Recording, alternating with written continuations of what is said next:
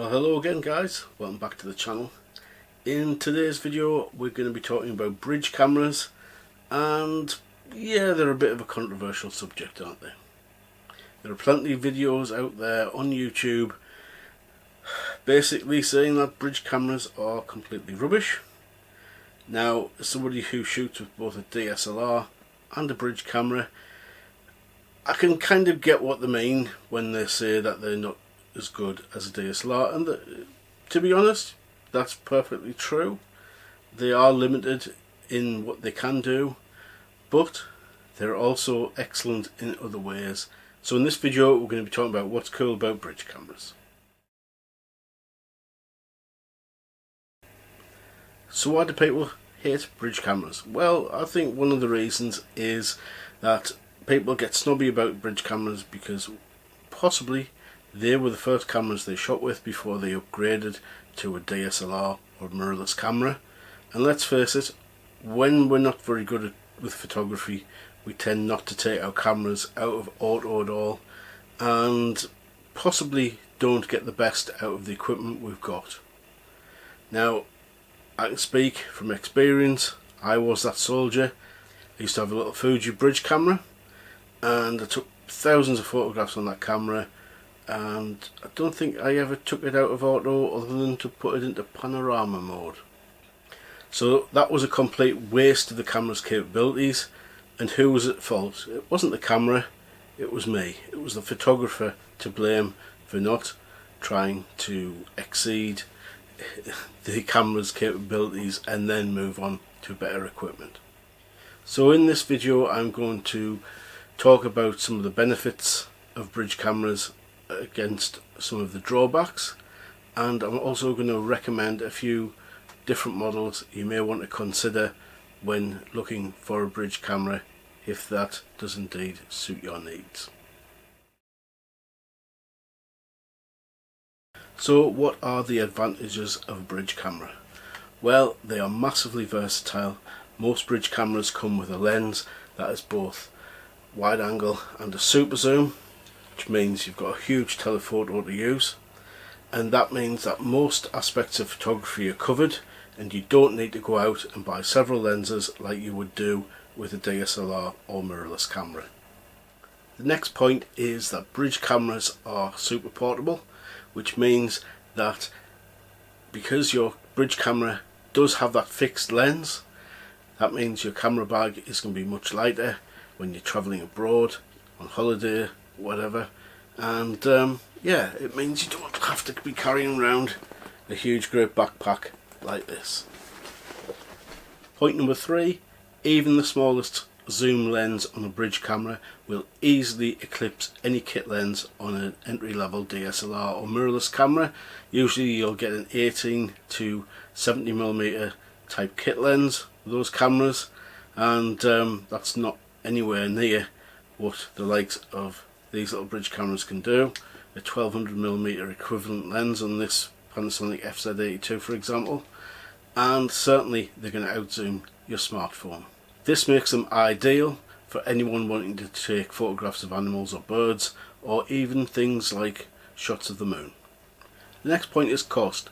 Whilst bridge cameras do vary greatly in price, and I'll demonstrate that later, they are an affordable entry point into photography.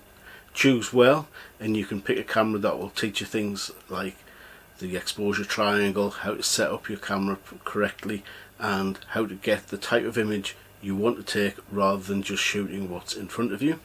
You will then be better prepared if you want to move on to the likes of a DSLR or mirrorless system. So we've covered some of the plus points of what's good about a bridge camera. Now let's talk about the disadvantages of them. Well, the first thing to think about is sensor size and the potential for noise.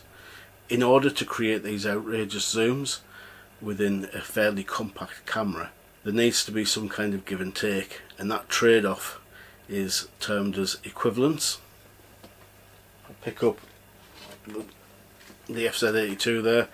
This camera is equipped with an equivalent lens of 1200mm. Now, even at full extension, that's nowhere near a 1200mm lens on a full frame camera, and that's because the sensor size in the camera is drastically reduced over a full frame camera. But a true 1200mm lens on the camera body would be a huge unwieldy unit, which would be a pain to travel with and would require you to carry a tripod or at least a monopod with you at all times. So the FZ82 and other cameras like the Nikon P950, P1000 use a very compact sensor, normally used in compact cameras, which is 1/2.3 of an inch sensor. The disadvantage of a smaller sensor is that it has less ability to collect the available light, and that is going to cause problems in low light, and to get good results you're going to have to raise your ISO quite a lot, and that in turn will add more noise to all of your images. The next one is one of the plus points as well. It is a fixed lens, and while there's the advantage of convenience for having a fixed lens, there's also a disadvantage. If you were, for example, wanting to shoot macro images with your bridge camera or fisheye photos, for example, then you can't change the lens. There are some workarounds such as these, which is the Raynox 250. They're also available a 150 version, and these are excellent little adapters which you just clip onto the front of your bridge camera. They also work with DSLRs and mirrorless cameras as well. Of course, if you also do buy a bridge camera which has a filter thread on the front of the lens, then you can also use the screw-on filters which magnify subjects, or alternatively things like fisheye adapters are also available.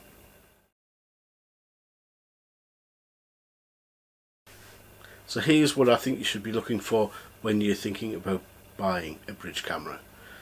Now, all bridge cameras are not equal, and there are a few things which I think you should look for when you're going to buy your first bridge camera.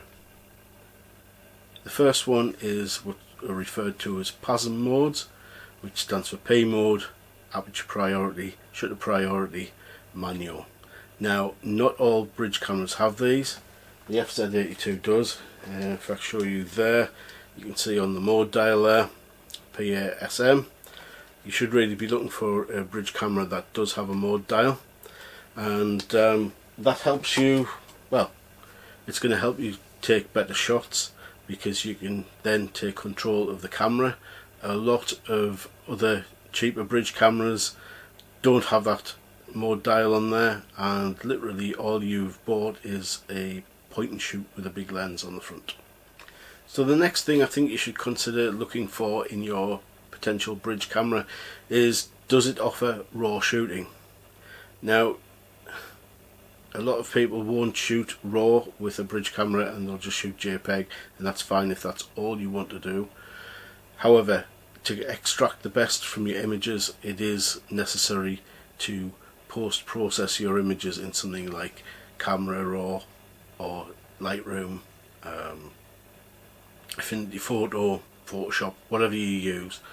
But having that ability to get the maximum detail that the sensor can capture can let you create better photographs.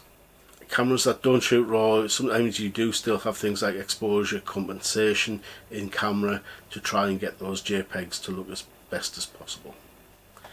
The next thing I think you should look at is, does the camera you're looking at have a filter thread on the front of the lens? This means you can add filters like a circular polarizing filter, ND filters, or even just something as simple as putting a lens hood on the front of the lens to prevent glare in bright sunlight. So now we're going to move on, and I'm going to show you some different cameras that you may want to consider.